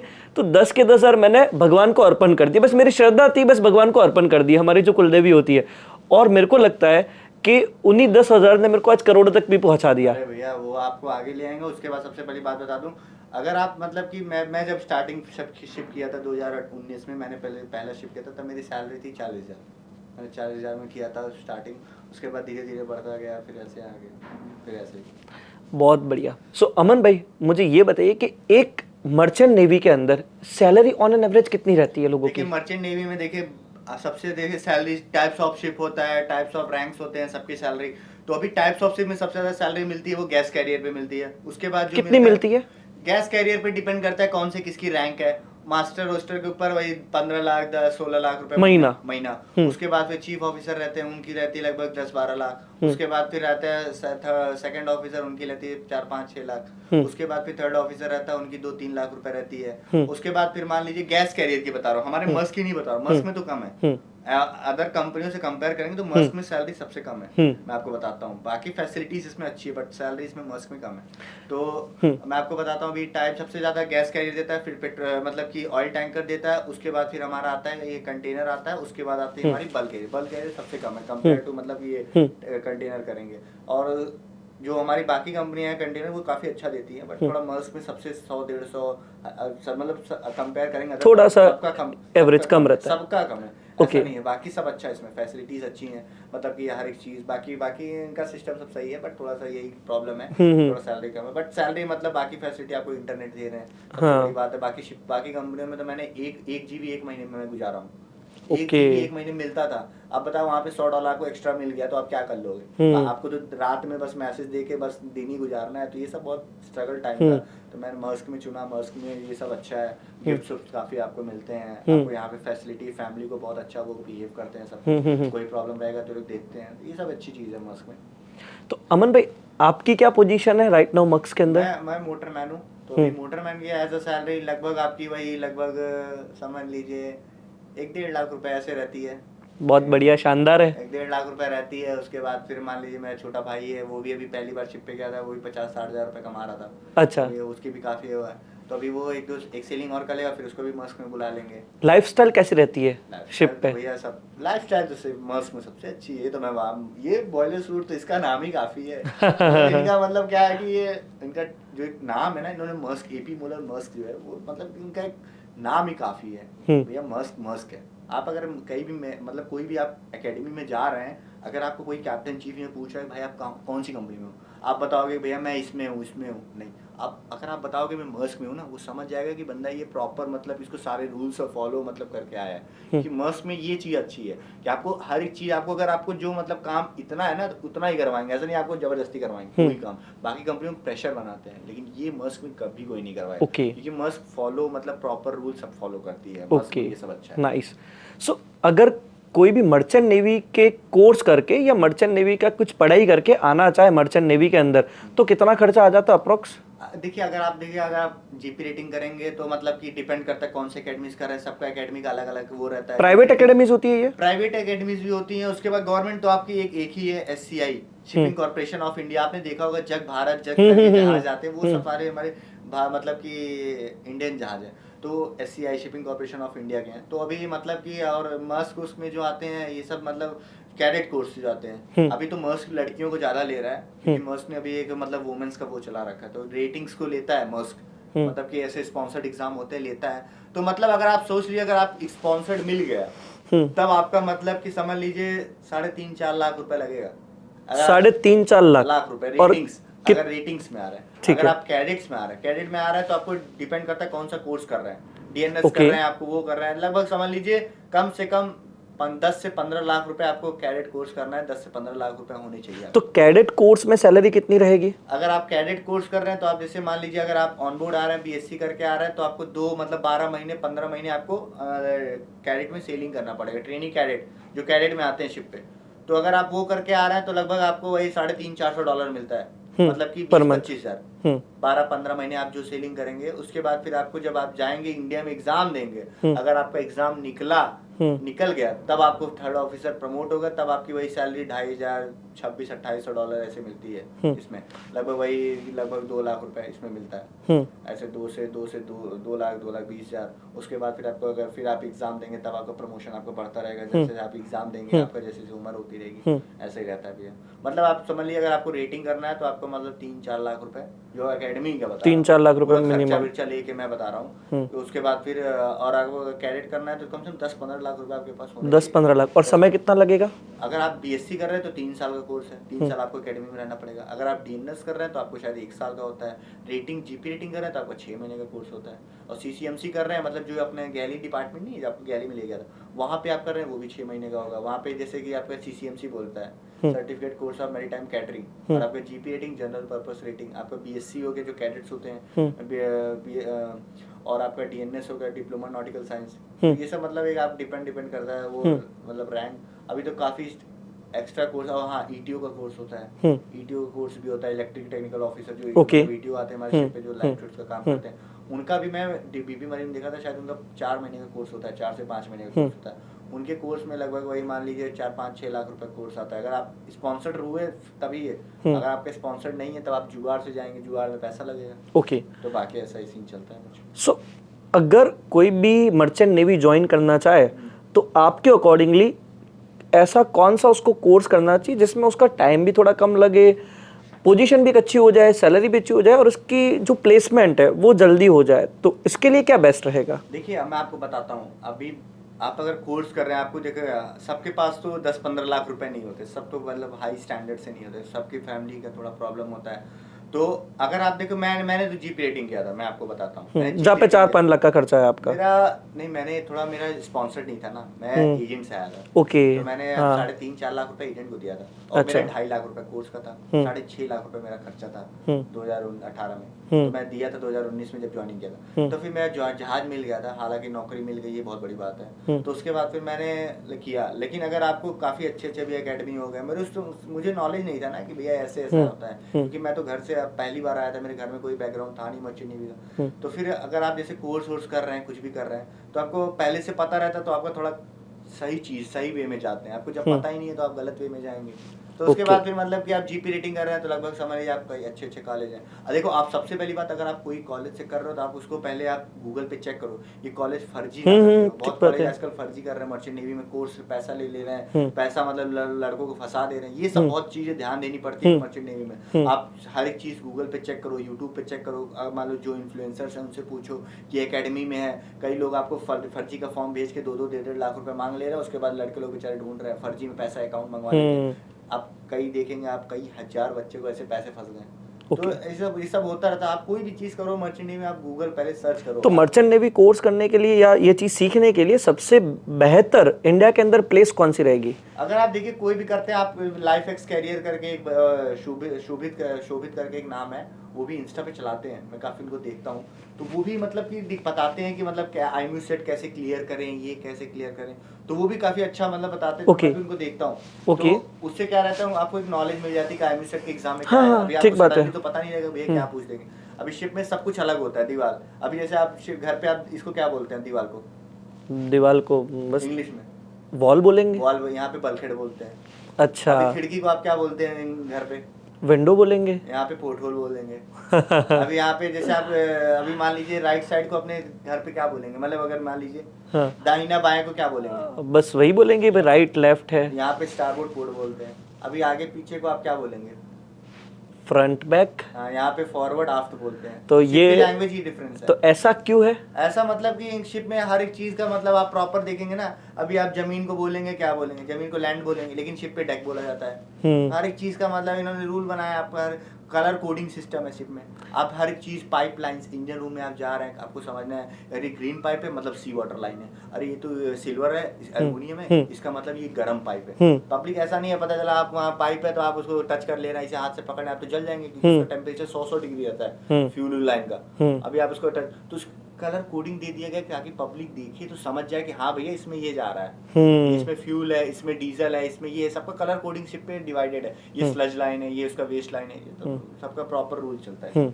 सो अमन भाई, ये इंटरनेशनल शिप रहते हैं। हाँ। तो इंटरनेशनल शिप्स में सपोज अगर आप रशिया गए, यूक्रेन गए, USA गए, तो शिप से नीचे उतर के उन कंट्री घूम सकते हो क्या? बिल्कुल घूम सकते हैं। मैं आपको बता रहा हूँ, मेरा शिप अभी खाली देखिए सबसे हार्ड जो टाइम होता है ना, वो खाली बस हमारा इंडिया में होता है। इंडिया में आपको जितना फालतू का काम है ना, वो इंडिया में ही कराते हैं। जितना रिलैक्स आप फॉरेन कंट्री में कर लेंगे। मैं अफ्रीका जाता हूँ, शोर पास पहले आ जाता है। हाँ। उसके बाद आप बाहर घूमने भी जाइए। श्रीलंका में जाते हैं, वहाँ शोर पास आ जाता है, आप घूमने जाइए, कोई तकलीफ नहीं है। मैं रशिया में गया हूँ, ऑस्ट्रेलिया में गया हूँ, कोरिया में गया हूँ, जापान में गया हूँ, हर जगह घूमा हूँ। रशिया में तो मेरा कई बार हम लोग वहाँ पे 3-3 4-4 दिन मेरा बल्क कैरियर था, तो वहाँ पे खड़ा रहता, तो हम लोग ऐसे जाते थे पैदल, थोड़ी दूर पे घूमते रहते थे। श्योरली मिलती है बल्क कैरियर। कंटेनर्स में क्या है कि कार्गो फास्ट है। कार्गो फास्ट है तो थोड़ा सा टाइम अपना मतलब कि लग जाता है, तो इसीलिए थोड़ा प्रॉब्लम होता है। तो मतलब कभी आप देखिए आए, अभी रात में हमारी शिप शाम 7 बजे बर्थिंग हुई है, रात में 8 बजे, कल सुबह 8 बजे सेलिंग है। तो ऐसे थोड़ा प्रॉब्लम रहता है। कंटेनर का कार्गो फास्ट है। बल्क कैरियर क्या है, हाँ भैया लोड कर रहे हैं, फिर थोड़ा रेस्ट कर रहे हैं, तब लोड कर रहे हैं, उनमें टाइम लगता है। इनमें कंटेनर उठाना बैठाना तो लोग फास्ट कर देते हैं, 4-4 5-5 क्रेन लगा देते हैं। बाकी श्योरली मिलेगी आपको, मतलब जा सकते हो श्योरली कोई भी कंट्री जाओगे। तो ये तो बहुत बढ़िया एक बेनिफिट अपने को मिल जाता है। आप ये भी है भाई, मैं कई कंट्री में, जो मैं बताता रहा हूँ, ऑस्ट्रेलिया में कभी जिंदगी जन्म नहीं जा पाता। हाँ, नहीं जाता भाई। ऑस्ट्रेलिया में कौन जाएगा, इतना महंगा है। कंपनी वो तो होटल दे दी थी, 3-3 दिन होटल। मैं वहाँ पे रुका था नोवाटेल में, इतना महंगा होटल, सामने पूरी कंट्री दिख रही है, लेकिन वहाँ पे कंपनी रोकी थी, खाना पीना वहाँ पे सब फ्री है। मैं भी खूब अपना बढ़िया सा आइसक्रीम चॉकलेट मंगा वहाँ खा रहा हूँ मैं। तो ये तो बहुत बढ़िया लाइफ है। नहीं, लाइफ देखिए थोड़ा सा आप शिप पे आ रहे, थोड़ा स्ट्रगल है, बट थोड़ा सा ये एक बार आ जाने के बाद वेल सेट। हाँ, थोड़ा रहता है स्ट्रेस। देखो आप शिप पे, देखो आप जॉब तो करना ही है शिप पे, टेंशन लेके क्या है, आप रहो चिल रहो, अपने माइंड को खुश रखो। बाकी जिनका काम है टेंशन लेना, उनको लेने दो। टेंशन लेके क्या होगा, टेंशन लेके भी आप यहाँ ही बैठना है। ये बहुत बड़ी, तो आप भी यहाँ बैठोगे। बस ये क्या है, आपका माइंड और आपकी आंखों में डिफरेंस आ जाएगा। एग्जैक्टली, बहुत बड़ी बात की अमन भाई आपने, क्योंकि काम तो करना ही है सबको, टेंशन तो आएगा ही आएगा, तो बिना टेंशन लिए काम करो ना चुपचाप। काम करने से ही टेंशन चला जाएगा आपका। सबसे बड़ा टेंशन वही है काम नहीं करने का। बात है भैया, बस वही बात है। तो मैं बोला भैया नहीं यार, मैं इसीलिए बहुत खुश रहता हूँ। मैं छोटा सा रहता हूँ, मेरी मम्मी भी कभी बोलती है यार तुम इतना हंसते क्यों हो। मैं बोलता है मम्मी हंसने से क्या रहता है ना, थोड़ा स्ट्रेस कम होता है। थोड़ा स्ट्रेस कम, इसलिए आप विवान ना, विवान को भी इसलिए आप साथ में घुमाते हो ताकि वो हंसता रहता वो है। तो भैया हमारे शिप का किंग है, वो तो हमेशा घूमते रहता है, वो तो हमारे साथ ही रहता है। वो तो अभी आपके आने से थोड़ी देर पहले हमारे पास ही था, वो तो बेचारा भाग गया तो वहाँ बोला भैया मैं जा रहा सोने वाला, ठीक है तो बंदर है। अमन भाई, मैंने आपके ना एक्सपोर्ट और इंपोर्ट के बारे में बहुत वीडियो देखी है। एक्सपोर्ट इंपोर्ट के बारे में आपका क्या व्यू पॉइंट है? मैं आपको बताता हूँ, मैं जहाँ से मैंने मस्क के बारे में देखा, मैंने हिस्ट्री पढ़ी। एक दिन वैसे बैठा हुआ था, मैंने कंटेनर्स के बारे में पढ़ा। सोचिए आप, मस्क हर साल कम से कम 20-30 शिप नई निकालती है। अच्छा। एक शिप की कॉस्ट अगर आप मान लेंगे 1000 करोड़ भी मानेंगे आप, कम से कम। मेरी ये तो छोटी शिप है जो भी मस्क अभी निकाल रही है, सब इको फ्रेंडली शिप, वो सब 1000 करोड़। ओके। तो अपने घर से तो ये पैसा बना नहीं रहे, हाँ। कंटेनर से ही बना रहे हैं, पब्लिक को भी दे रहे हैं। हर एक चीज तो कहाँ से पैसा आ रहा है? यहीं से आ रहा है, हमारे कंटेनर से ही आ रहा है। तो सोचिए लोग, मैंने ये सोचा कि यार ये बंदे इतना पैसा, अभी आप मानेंगे नहीं, मस्क हर साल आपका जितना सैलरी है आपको 10% उसका बोनस देती है हर महीने का। अगर आप मान लीजिए महीने का आपका $1000, मान लीजिए एग्जांपल दे रहा हूँ, $1000 सैलरी है, आपको $100 हर महीने के हिसाब, अगर आपने साल भर में 9 महीने शिप पे काम किया तो आपको $900 ऐसे सैलरी मतलब बोनस देती है। 1 मंथ का एक एक्स्ट्रा मिल जाता है, एक महीने से आपको सैलरी एक्स्ट्रा मिल जाएगा। सोचिए आप कितनी, अगर आप सोचिए अगर आपकी $10,000 $8,000 सैलरी है तो आपको कितना $800 हर महीने का एक्स्ट्रा मिलेगा आपको, कम से कम 10-10 लाख रुपए ऐसे। सोचिए, एक नहीं, मस्क में 1 लाख कम से कम, अभी मेरे ख्याल से 50-55 हजार लोग इसमें सी फेरर हैं टोटल, पूरे मतलब सारी नेशनलिटी। सोचिए अगर एक एक बंदे को अगर वो 1-1 लाख रुपए दे रहे हैं, एग्जाम्पल सबसे छोटा बता, सोचिए वो कितने बंदे को 55,000 लोगों को दे रहे हैं गिफ्ट में, कितना हुआ?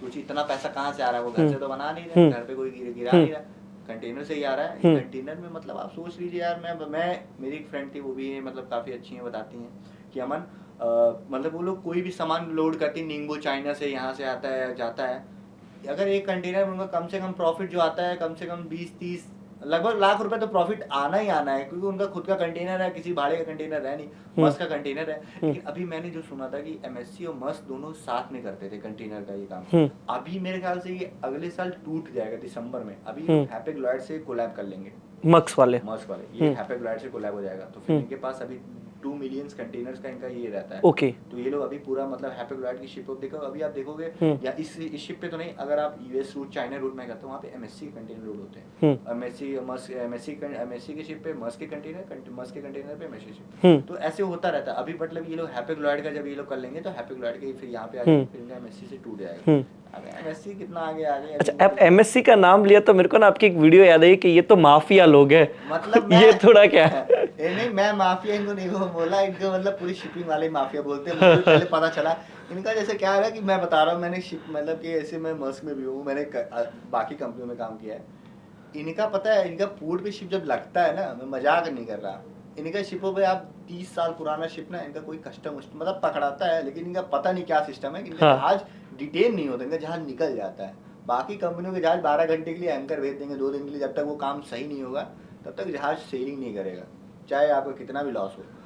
एमएससी का जहाज अगर एक बार आ गया, वो 40 साल पुराना जहाज है, मैं आपको भी बता रहा हूँ, अभी भी मेरे कितने बंदे हैं एमएससी में जो कि 35 साल पुराने जहाज कर रहे हैं, 35 साल पुराने जहाज कर रहे हैं, वो भी 0% डिफिशिएंसी।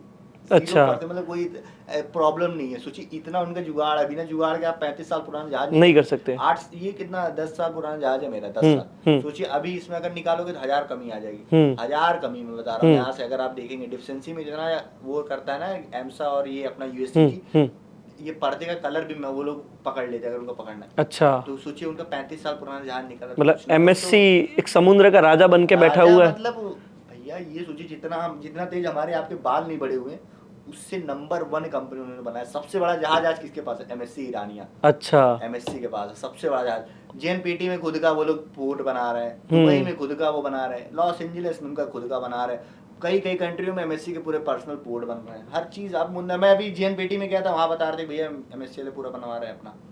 अच्छा, ग्रोथ खुद का ही पूरा क्या बना है वो भैया, दूसरे में नहीं है। और मैं आपको बता दूं, अफ्रीका में कई जहाज बता रहा हूँ, 3-3 जहाज, कई जहाज 350 मीटर, 200 मीटर, 250 मीटर जहाज, 3-3 सोचिए। हमारे 250 मीटर के जहाज पे कंटेनर नहीं फुल लोडेड, उनके 3-3 350 मीटर जहाज पे फुल लोडेड कंटेनर, फटाफट निकल रहा है। हम लोग खड़े हैं 8 दिन से, ऐसे भी ये कब लगेगा? कुछ है जुगाड़ है, बिल्कुल जा रहा है भैया, ऐसे थोड़ी कोई जा रहा है। सो जैसा आपने बताया कि इस लेवल का जो बिजनेस हो रहा है, हजारों कंटेनर, मतलब एमएससी है, मस्क है, हैपेग लॉयड है, तो ये इंपोर्ट एंड एक्सपोर्ट जो हो रहा है, ठीक है, इसमें आपका क्या व्यू पॉइंट है कि भाई कितना इसमें आपको लग रहा है कि क्या मतलब लोगों के जो है एक्सपोर्टर या कंटेनर ये सारी चीजें बढ़ रही है रेगुलर बेसिस पे, ये धंधा कैसा चल रहा है मार्केट में? भैया ये बता दूं आपको, बढ़ ही रहा है कंटेनर पे। कभी आप अगर लॉस होता ना तो कोई कंटेनर शिप के ऑनर देखो, कभी आप ये नहीं सुने होगे कि वो जहाज अपना मतलब कि एक जहाज उनके 10 जहाज से 5 जहाज हो गए। ये सुने होगे कि 5 जहाज से 10 जहाज हुए। वो लोग पैसा पहले एक छोटे शिप पे इन्वेस्ट करते हैं, जब उससे पैसा कमाते तब दूसरा पुराना शिप लेते हैं। पुराना शिप 4-5 लिए। मैं बता रहा हूँ, मैंने जो दुबई की कंपनी से स्टार्टिंग की थी, जब मैं जो उस कंपनी में गया था एक जहाज था, थोड़े दिन बाद दूसरा जहाज आया पुराना, तीसरा जहाज आया, आज उनके पास 6 जहाज है। ओके। 6 जहाज, सोचिए कहाँ से आए, कंटेनर से ही आए। बिल्कुल। छोटा जहाज था, 150 मीटर का जहाज था मेरा, सोचिए उस पर उन्होंने प्रॉफिट कमाया। तो मतलब अगर आपको पैसा इन्वेस्ट करना है तो भाई आप करोगे तभी तो आप आगे बढ़ोगे। जब आप करोगे ही नहीं, आप कुछ सोच ही नहीं रहे हो। अभी पब्लिक बोलती है अरे हमारा इतना प्रॉफिट है तुम क्यों नहीं करते। मैं बोला भाई यार मैं तो करूंगा, मैं तो अपना माइंड सेट ही कर रखा हूँ, मुझे पता ही है हर चीज। देखिए हर चीज करने का एक टाइम होता है, ठीक बात है, बजट होता है हर चीज, लेकिन ये बुरी चीज नहीं है। मैं तो ये नहीं मानता भाई बुरी चीज है कंटेनर का। प्रॉफिट ही है इसमें, लॉस तो आप कभी नहीं सुनोगे। या कोई मुझे बता दे भी हाँ मैंने कंटेनर एक्सपोर्ट किया मेरा लॉस आ गया, कभी नहीं सुनोगे। हमेशा प्रॉफिट ही आएगा भाई। इतना दुनिया पूरी समझ लीजिए एक्सपोर्ट इंपोर्ट से ही चल रही है। एग्जैक्टली थोड़ा सोच समझ के करे, प्रॉपर सिस्टम के साथ करे, डॉक्यूमेंटेशन के साथ करे, पेपर वर्क के साथ करे, तो शायद ये बिजनेस में नुकसान नहीं है। नहीं यार बिल्कुल नहीं है भैया, कभी नहीं होगा। हजारों करोड़ का हो रहा है। इंडिया के भी बहुत सारे आइटम जैसे एक्सपोर्ट्स हो रहे हैं, चाहे हैंडीक्राफ्ट ले लो, चाहे टेक्सटाइल ले लो, चाहे राइस ले लो, शुगर ले लो, वीट ले लो, क्यूमिन सीड ले लो, दुनिया भर के आइटम इंडिया से काफी सारे डिमांड में है। आईफोन 16 आ रहा है, कहाँ से आएगा? कंटेनर से आएगा। कंटेनर से आएगा। तब बताइए वो लॉस उधर थोड़ी आता है, लॉस ही प्रॉफिट है तभी तो आ रहा है। एग्जैक्टली। ऐसा तो है नहीं कि वहाँ पता ना वो अपना एप्पल का ऑनर भैया लेके आ रहा है भैया वहाँ, ये तो होने वाला नहीं है। लाखों लोग ले रहे हैं, वेटिंग आ रही है, तो कहाँ से कंटेनर से ही आएगी भर भर के 40 फीट में। तो इसीलिए भैया कंटेनर में कुछ लॉस नहीं है, हर चीज होता है। आपने मेरे को पता आपका मैं वीडियो देख रहा था, उसमें मार्बल लोडिंग होता है, मार्बल लोड होता है। हाँ। तो ये सब प्रॉफिट ही है भैया। 20 फीट कंटेनर में अगर आप कर लिए, पब्लिक अपना इसको एक कार भेजती है, एक्सपोर्ट इंपोर्ट में पब्लिक मंगाती है। बिल्कुल।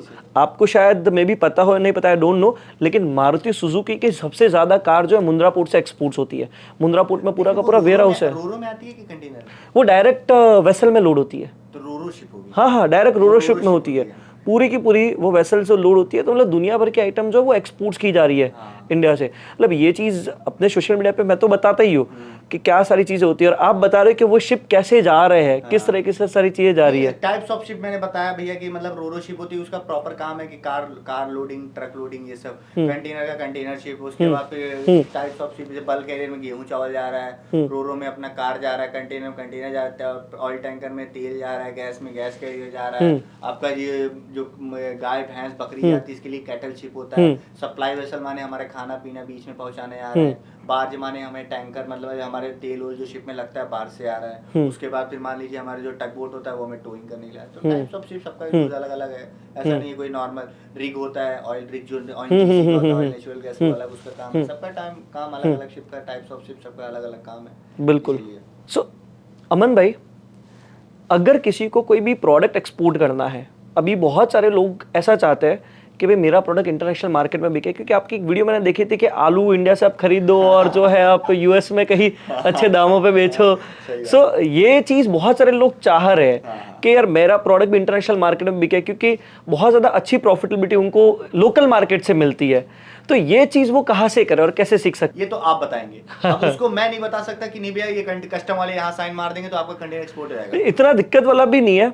अगर आप मेरे को पूछो एज ए एक्सपोर्टर अगर मैं काम करता हूँ, तो जस्ट आपको बेसिक कुछ चीज़ चाहिए होती है अमन भाई। अगर एक्सपोर्ट कोई भी प्रोडक्ट करना है ना, कोई भी प्रोडक्ट, चाहे कपड़ा करना है, चाहे सब्जी प्याज करना है, कुछ भी करना है ना, आपको सिंपल सा एक अपना जीएसटी लेना है।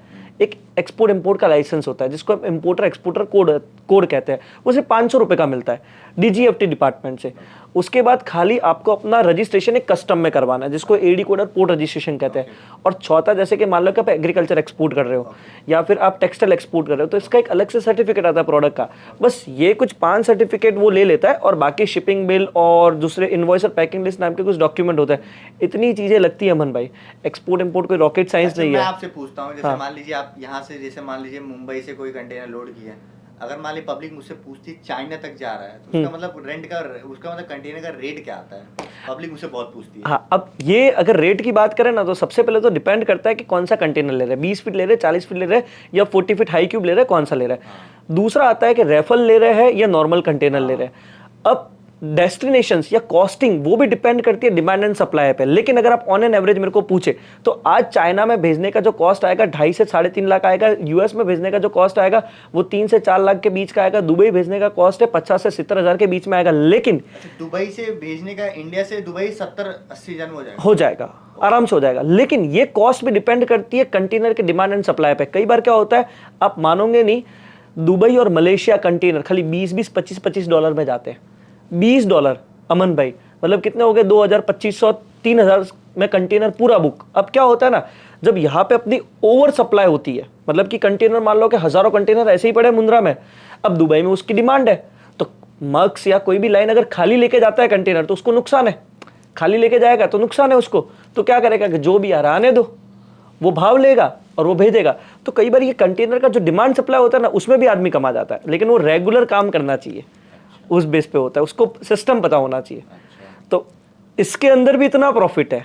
नहीं, पब्लिक मेरे से पूछती है भैया कि अगर हम लोग कुछ करेंगे तो कितना लगेगा। अच्छा, कंटेनर का, एक कंटेनर का प्राइस क्या होता है ये मुझे बता दीजिए। अगर कंटेनर की प्राइस की अमन भाई बात करो ना, तो हम नया कंटेनर लेते हो 20 फीट का तो 10 से 12 लाख का चार्ज लगेगा। 40 फीट का अगर आप लेते हो तो समझ लीजिए कि 15 से 16 लाख का कॉस्ट आएगा। और फिर अगर आप रेफर कंटेनर लेते हो तो फिर उसका जो है 25 लाख, 27 लाख, 28 लाख कोई भी एक कॉस्ट आ सकता है, डिपेंड होता है कि कौन सी कंपनी का मैन्युफैक्चरिंग है। लेकिन अगर आप सेकंड हैंड लेते हो तो वो 3 लाख में मिल जाएगा, 3-3.5 लाख में, 4 लाख में, अच्छी कंडीशन होगी 4 लाख में आपको मिल जाएगा। बता दीजिए, जो कंटेनर होते हैं उनका इंश्योरेंस भी होता है क्या? बिल्कुल होता है। अगर उसके एक इंकोटम होता है CIF, cost insurance and freight, वो इंकोटम में आपको क्लाइंट के साथ काम करना है। जो भी मरीन कंपनी होगी वो आपको इंश्योरेंस देगी, सेफ्टी देगी। कंटेनर डूब जाता है, कुछ एक्सीडेंट हो जाता है किसी भी टाइप का, तो पूरा समुद्र का इंश्योरेंस होता है। और मैं आपको बताऊं एक फैक्ट, वो इंश्योरेंस जो होता है ना, उसकी कॉस्ट लोकल इंश्योरेंस से भी कम होती है। इसका एग्जांपल मैं आपसे ही पूछता हूं, आप इतने टाइम से शिपिंग लाइन में काम कर रहे हो, आपने कितने जहाज पूरे डूबते हुए देखे? मैंने आज तक नहीं देखा। नहीं देखा, करेक्ट। एक जहाज पे कितने कंटेनर आते हैं? नॉर्मल 5000 से 25000 तक, 24000 तक कंटेनर आते हैं। दुनिया का सबसे बड़ा शिप एवरेस्ट, जो आपने बताया था एक बार वीडियो में, अभी MSC हो गया, 24,693 कंटेनर लोड बराबर। 5000 से लगाकर 24,693 तक कंटेनर शिप हैंडल करता है। लेकिन एक्सीडेंट आपने बहुत कम सुना। आपने बोला कि आपने तो अपनी लाइफ में एक भी पूरा नहीं सुना। अब लोकल ट्रक के कितने एक्सीडेंट होते हैं रोज इंडिया के अंदर? पूरे इंडिया में रोज के 200-300 एक्सीडेंट होते हो गए। महीने के कितने हुए? कम से कम 6-7 हजार एक्सीडेंट ट्रक के। तो कभी सुना है कि 6-7 हजार वाला एक कंटेनर शिप हर महीने डूब गया? नहीं। तो मतलब रिस्क किस में ज्यादा है, लोकल में कि इंटरनेशनल में? लोकल में। तो इंटरनेशनल में इंश्योरेंस का भाव कम ही होना है ना। अब ये चीज लोगों को नहीं पता है, तो उससे कई बार डरते भी है कि मैं धंधा कैसे करूं। तो धंधा करने के लिए ना थोड़ा सा डेयरिंग चाहिए, थोड़ी सी समझ चाहिए, थोड़ी सी टेक्निकल एनालिसिस चाहिए। आपका बिजनेस कर सकते हो और इजीली कर सकते हो। और लोगों को पता ही नहीं है कि इंडिया से है ना 90 लाख करोड़ का इंपोर्ट एंड एक्सपोर्ट का धंधा होता है। 90 लाख करोड़ का इंपोर्ट एंड एक्सपोर्ट का धंधा, जो रिसेंट ईयर में, रिसेंट डेटा की बात करो, 2022-23 के डेटा की मैं बात कर रहा हूँ। अब आप सोचो, उसके अंदर हर चीज जाती है। आपको शायद में भी पता होगा, आई डोंट नो, रिलायंस जो है ना, वो दूसरे प्रोडक्ट तो ठीक है, लेकिन मैंगो है ना, उसका सबसे बड़ा एक्सपोर्टर है, आम का। मतलब कि कहां से कहां तक करते हैं वो? ये USA, कनाडा, UK सब जगह करते हैं। जामनगर के अंदर इनकी बहुत बड़ी पूरी फार्मिंग है रिलायंस की। लोग रिलायंस को सिर्फ जामनगर रिफाइनरी के लिए जानते हैं, लेकिन उसको पता ही नहीं है लोगों को कि इतना बड़ा एक्सपोर्टर भी अंबानी। तो हर कोई व्यक्ति जो आप देखते हो ना, कि अगर कहीं भी अगर वो थोड़ा सा एक अच्छे पोजीशन पे, तो उसका इंटरनेशनल में जरूर कनेक्शन होगा, वो अपना बिजनेस कर रहा होगा। इवन अडानी ने भी अपना बिजनेस शुरू किया था ना, वो ट्रेड से किया था, एक्सपोर्ट एंड इंपोर्ट से, डायमंड के ट्रेड से। फिर फॉर्चून ब्रांड इसकी ऑयल की है, वो भी उसको एक्सपोर्ट करता है। तो ये भी एक काफी बड़ा पोटेंशियल मार्केट है। तो आई थिंक अमन भाई, आई विल पर्सनली सजेस्ट कि आपका जो एक्सपीरियंस है ना, आप शिपिंग कंपनी में दुनिया भर के देशों में घूमते हो, आप करो एक्सपोर्ट बिजनेस, दोनों ही बिजनेस करो। ये भाई बिल्कुल करना चाहिए, ऐसा बात नहीं, इसमें लॉस नहीं। मेरे कई दोस्त खुद पूछते हैं, मुझे नहीं पता था कंटेनर्स के प्राइस क्या है, लेकिन आपने बताया। अभी मैं वीडियोस डालूंगा तो पब्लिक भी देखेगी। अभी मैं पर्सनल अपने फोन में भी आपसे ये पूछ के वीडियोस भी शेयर करूंगा, क्योंकि बहुत अच्छे लोग मुझसे पूछे कि भैया कंटेनर का प्राइस क्या होता है। कंटेनर एक्सपोर्ट कैसे होता है, तो मुझे नहीं पता। और मैं तो आपको गलत बता दूं चीज़ नहीं कि कंटेनर अगर किसी को रेंट पे भी देना है ना, तो उसका भी मैं सॉल्यूशन आपको बता देता हूँ। देखो, होता थोड़ा रिस्कियर है ये, क्योंकि क्या होता है ना कि इसके अंदर आप एनवीओसीसी कंपनी होती है, non vessel operating container carriers. ये तो वीओसीसी आपकी Maersk, vessel operating container carrier. लेकिन एनवीओसीसी में आप रेंट पे दे सकते हो, आप कंटेनर यार्ड वाले को रेंट पे दे सकते हो, लेकिन वहां पर रिस्क होता है, भले एग्रीमेंट होता है, सारी चीजें होती है, लेकिन सिक्योरिटी नाम की चीज नहीं होती है, तो थोड़ा रिस्की रहता है। लेकिन अगर आपके पर्सनल कनेक्शंस है, सेटिंग्स है, आपके एग्रीमेंट्स है, टाइप एंड 100% कॉन्फिडेंस है, तभी आप इस बिजनेस को करो, तब आपको ये प्रॉफिट देगा। नहीं पता होगा तो नुकसान भी देगा। ये मैंने रिसर्च किया इसके अंदर। सो अमन भाई, सबसे पहले तो मैं आपको बहुत सारा थैंक यू कहना चाहूंगा कि आपने हमको ये समय दिया। आपका एक लास्ट मैसेज जो अपने यंगस्टर को इंस्पायर करे, क्योंकि आप एक काफी बड़ी इंस्पिरेशन बन चुके हो शिपिंग इंडस्ट्री के अंदर, इंटरनेशनल इंडस्ट्री के अंदर, क्या कहना चाहोगे आप? भैया मैं यही बोलूंगा कि अगर आप सोचते हो कि मर्चेंट नेवी में आप ज्वाइन करो, आप करो, बट ये सोच के मत करो कि नहीं हम जहाज पे चल के वीडियो ही बनाएंगे। आप आओ, हर चीज़ जानो, और कुछ भी कोई भी कोर्स कर रहे हो उसके बारे में आप प्रॉपर गूगल पे सर्च करो, आप उसको यूट्यूब में देखो ये कोर्स क्या है, कितना पैसा लग रहा है, उसका डीजी शिपिंग पे जाओ, चेक करो, किसी फर्जी वाड़े में मत फंसो, क्योंकि कितने बेचारे माँ बाप के पैसे फंस जाते हैं, वो सब मत करो यार। आप मतलब हर एक चीज़ एक प्रॉपर चैनल से आओ, कि आपको नहीं पता आप कमेंट्स करते रहो, बार बार हमसे पूछते रहो, कई इन्फ्लुएंसर से पूछो, क्योंकि आप ऐसा मत शॉर्टकट करने के चक्कर में, ऐसा नहीं कि बेचारे माँ बाप कितने के ऑटो चलाते हैं दुनिया भर, उनके पैसे फंस जाते हैं, उनको तकलीफ होता है। तो भाई आपको अगर आप फंस गए ना, तो हम आपसे के बाद दुखी मतलब अपना दुखी दिखा सकते हैं। ऐसा नहीं कि आपको भैया हाँ भैया लो 3-4 लाख ले लो, ऐसे आप दोगे तो मुंबई में हम ही गरीब बन जाएंगे। तो ये सब आप बहुत जरूरी चीज़ है कि आप हर एक चीज़ प्रॉपर चैनल से आओ, ठीक है भाई। किसी जल्दबाजी में कुछ मत करो, धीरे करो, आराम से करो, कोई मतलब जल्दबाजी नहीं है कि नहीं भैया जहाज पर चढ़ जाएंगे, मस्क में चल जाएंगे, वीडियो बना लेंगे, नहीं बताओ। वीडियो बनाते हैं बट एक प्रॉपर बनाओ, ऐसा नहीं है। और वीडियोस बनाना भी सबको ही अलाउ नहीं करता है, अगर आप एक बार नाम बना लिए तभी आपको अलाउ करते हैं, ऐसे नहीं तो आपको सब बनाने लगे तब तो सब हो गया, जहाज ही चल चुका है, तो जहाज ही लट गया। तो इसीलिए भैया मैं बोल रहा हूँ सब अपना आराम से आओ, अपना शिप ज्वाइन करो, अच्छे से काम करो, अच्छे से फैमिली वाले को कमाओ, खुश रखो, यही मैं बोलूँगा। और भाई कुछ नहीं बोलूँगा, कि आप लोग सब हैप्पी रहो। अगर एक्सपोर्ट इंपोर्ट बिजनेस की भी अमन भाई अगर मैं बात करूँ ना, तो ये चीज़ें है ना लोगों को समझ के करनी चाहिए, अंडरस्टैंड करनी चाहिए। आपका इंपोर्ट एक्सपोर्ट इंडस्ट्री को लेके क्या ख्याल है और कैसे सीख सकता है वो? पहली चीज़ ट्रेनिंग लो, कोई भी चीज़ का एक स्टेप होता है, आप स्टेप वाइज करो। ऐसा नहीं है कि जल्दबाजी में आप कंटेनर उठा के यूएसए फेंक दिए। आप तो वहीं, आप तो बाकी पूरा समझा ही देंगे आपको। बिल्कुल बिल्कुल, अब आपने कहा है तो समझाना ही पड़ेगा। अरे भैया बिल्कुल। अब देखो, अगर मैं आपको एक चीज़ और बता देता हूँ, अगर आपको एक्सपोर्ट इंपोर्ट का बिजनेस भी करना है ना, तो आप ऐसा नहीं भाई मुझे नहीं पता, मैं आपको इतना बता सकता हूँ कंटेनर शिप पे क्या क्या लोड हो रहा है। अगर आपको जैसे कुछ पता करना है, कंफर्म करना है, आप भैया के पास जाइए, भैया से पूछिए, भैया आपको बताएंगे, समझाएंगे कस्टम का क्या है, इमिग्रेशन का क्या है, कंटेनर का प्राइस क्या है, कंटेनर कहाँ लोड हो रहा है, डिस्चार्जिंग कहाँ हो रहा है, कितना चार्ज है पोर्ट का, सब बताएंगे। मैं आपको इतना बता सकता हूँ कि हमारे शिप पे लोड हो गया है कंटेनर, बस ये बता सकता हूँ, अंदर क्या है वो मैं नहीं बता सकता। तो अगर आपको कुछ डाउट है तो आप भैया से, मतलब नीचे है भैया की आईडी है, इंस्टा पे है, यूट्यूब पे है, तो आप भैया से मतलब पूछ सकते हो। सांकित सोनी करके भैया का नाम है, ये तो है भाई, ये सिस्टम सही है। जैसे आप मुझ पे भरोसा करते हो तो भैया पे भरोसा कर लो, ठीक है। बस यही बोलूंगा, बाकी सब ठीक है, ठीक है। सो चैनल को सब्सक्राइब कर दीजिए। सब्सक्राइब तो पब्लिक वैसे ही कर देंगे, सब्सक्राइब लाइक, ये अब अमन भाई ने बोल ही दिया तो फिर लाइक सब्सक्राइब और होना ही है भैया। लाइक सब्सक्राइब फॉलो कर देना, मैं जल्दी बोलता नहीं हूँ, ठीक है। बाकी सब ठीक है भैया, धन्यवाद भैया। Thank you so much everyone for watching this video. Thank you Aman भाई।